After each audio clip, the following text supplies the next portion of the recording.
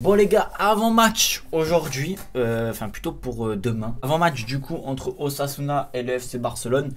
Dans cet avant match, qu'est-ce qu'il faut dire à votre avis pour vous? Je vous pose la question, décrivez un mot, et c'est un petit jeu, même si vous n'allez pas le faire, c'est pas grave. En un mot, qu'est-ce que le Barça doit faire? Honnêtement, qu'est-ce que c'est le plus important dans cet avant match? C'est bon, vous avez marqué, je vous laisse encore un peu noter. Bien sûr les gars, c'est les 3 points. Les 3 points qu'il faut au Barça. Rien d'autre, pas de plan de jeu, pas de plan de tactique. Honnêtement, Osasuna prépare ce match depuis plus longtemps que nous. Nous on a eu l'occasion de jouer il y a 3 jours face à Séville. D'ailleurs très belle remontada, on en reparle encore une fois.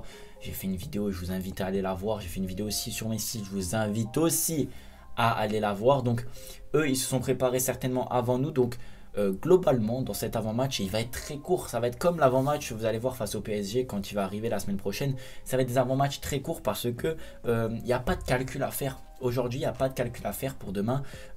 C'est les 3 points. Le Real joue face à l'Atlético, donc les deux équipes dans tous les cas vont perdre des points. Si l'Atlético gagne, on prendra l'ascendant sur le Real. Inversement, si le Real gagne, on prendra l'ascendant sur l'Atlético. Et si un match nul, c'est encore mieux, c'est bénéf pour nous. Donc dans tous les cas, les points vont être perdus du côté du Real ou de l'Atlético. Donc nous, on doit en profiter pour pouvoir vraiment se rapprocher de l'Atlético et aussi dépasser le Real. Donc c'est pour ça que dans cet avant-match, il n'y a pas de calcul à faire. C'est vraiment les 3 points, la victoire, le contenu. Il est important, on s'appelle le Barça, bien sûr qu'on veut voir le Barça bien jouer, on veut voir le Barça produire du beau jeu à l'image de la première mi-temps réalisée face à Séville. On veut voir le Barça, voilà, procurer de l'émotion, mais dans un match compliqué à Osasuna à l'extérieur. Osasuna, très belle équipe d'ailleurs, hein, c'est pas une équipe vraiment dernier du classement, c'est pas une équipe qui est trop mauvaise, c'est une équipe qui joue bien, qui a du fond de jeu, qui est cohérente. Ça va pas être facile, ils préparent l'avant-match comme j'ai dit depuis plus longtemps que nous. Donc dans les matchs comme ça à enjeu compliqué et dans une situation difficile, les calculs, voilà, c'est tout simplement d'avoir les 3 points. Et je pense que le Barça a cette idée en tête là. On va directement passer à la composition d'équipe. Je vous ai dit, hein, les 3 points, marquer des buts, c'est tout ce qu'il y a à dire dans ce match. Il n'y a pas à analyser la tactique. Dans la composition, là par contre, on va un petit peu plus en parler. Au goal, Ter Stegen, je mettais Neto parfois, mais Ter Stegen revient très bien. Donc au goal, Ter Stegen, défenseur gauche, Firpo. Alba est beaucoup trop fatigué, il enchaîne beaucoup trop de matchs pour pouvoir encore enchaîner des matchs comme celui-là. Il y a un match encore ce week-end qui arrive. Il y a ensuite la semaine prochaine le match face au PSG. Donc Alba doit se reposer. À l'image de Messi, vous allez le voir. Donc en défense centrale, par contre, pour moi, ça va être Umtiti, Mingueza. L'anglais aurait pu être titulaire, mais j'aimerais bien laisser la place à Umtiti. Ça permet à l'anglais de se reposer. Ça permet aussi à Umtiti de remontrer ses preuves. On sait que ses dernières prestations ne sont pas excellentes. Il a peut-être à cœur de se racheter. Défenseur droit d'Est. Alors lui aussi, il doit continuer à progresser. Donc il n'est pas trop fatigué. Il revient d'une blessure. Mais il a enchaîné le dernier match. Donc encore une fois, un enchaînement. En milieu, donc là, la composition défense à 4, milieu à 3, attaque à 3. On repart sur le 4-3-3. J'ai pas envie de mettre le 3-5-2. Pourquoi? Parce que déjà, c'est pas la même équipe. Séville sont pas pareils à contrer qu'Osasuna.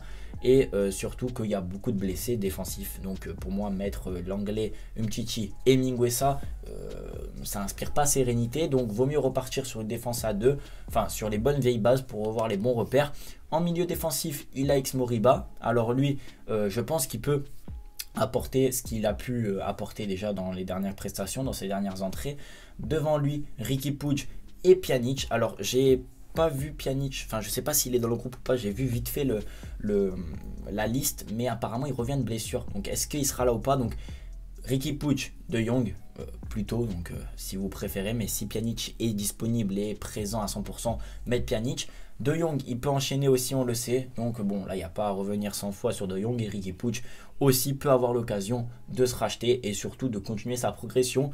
Et en attaque, des changements bien évidemment. Griezmann à gauche, devant Braithwaite et à droite Trincao. Donc là, attaque remaniée, donc pas de Dembélé, pas de Messi, c'est normal. Ils ont enchaîné beaucoup de matchs, une prolongation. Ils doivent se reposer, ils doivent enchaîner les jours de repos pour pouvoir être encore meilleurs lors des matchs plus importants, même si ce match est très important, on le répète. Mais je pense que Braithwaite, Griezmann et Trincao, qui méritent les 3 du temps de jeu, peuvent bien évidemment animer cette attaque et gagner. Donc c'est ma composition, c'est mon objectif personnellement. J'aimerais voir cette équipe compétitive déjà premièrement, capable de marquer des buts, capable aussi de bien défendre. On connaît les qualités de nos défenseurs, même si ça va pas trop cette saison. Donc pour moi cette compo est idéale et surtout mon pronostic, vous l'attendez peut-être. Pour moi, je miserai sur une victoire 2 à 3-0 du Barça, donc ou 2-0 ou 3-0. Je ne vois pas personnellement Osasuna marquer. Je pense que la défense est encore une fois capable d'enchaîner un clean sheet. Ça fait 2 clean sheets d'affilée. Donc pour moi, 3-0. Allez, 3-0 pour le FC Barcelone. Et puis ça sera tout bénef. Voilà les gars, j'espère que la vidéo vous aura plu. Donc on en revient encore sur ce mot-là. Les 3 points, c'est tout. Voilà, pas de tactique, les 3 points.